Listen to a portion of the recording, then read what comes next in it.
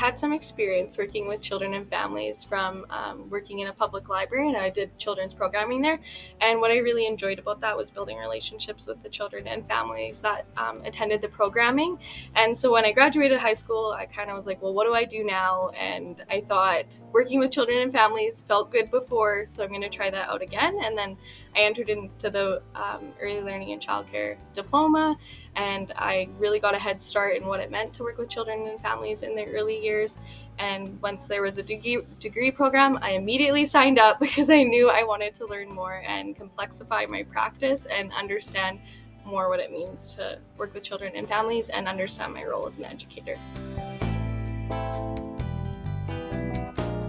Something that's very challenging about the program is the workload. I didn't really anticipate how much work it really would be getting a degree. I knew it would be a lot of work, but then when you see your calendar and there's all the assignment deadlines and the articles you need to read and chapter readings, it can get really overwhelming. But I found keeping a calendar and a planner has helped me keep organized, see what my day is looking like, see what the week is looking like, and stay on top of assignments.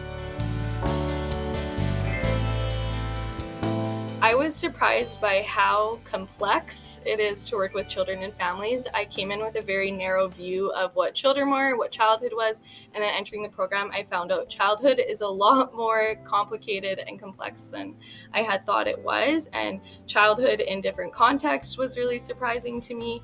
There's a lot of theories about early learning that I had no idea about that I now use to inform my practice, so there's lots of surprises.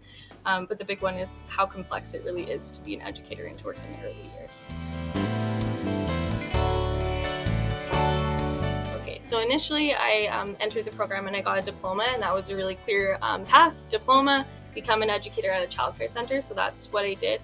And then when the degree program came out, I wondered, okay, what am I going to do? Because there isn't really a lot of jobs that you can't do with a diploma and that you need a degree for, but I'm hoping through getting the degree and more students getting the degree will add to the professionalization of our field and more job opportunities will open up. So ideally, I hope that I'll work in a position where I can be a curriculum mentor, a curriculum coach to other educators, support them in developing their pedagogy, support them in understanding their role as an educator and working with families.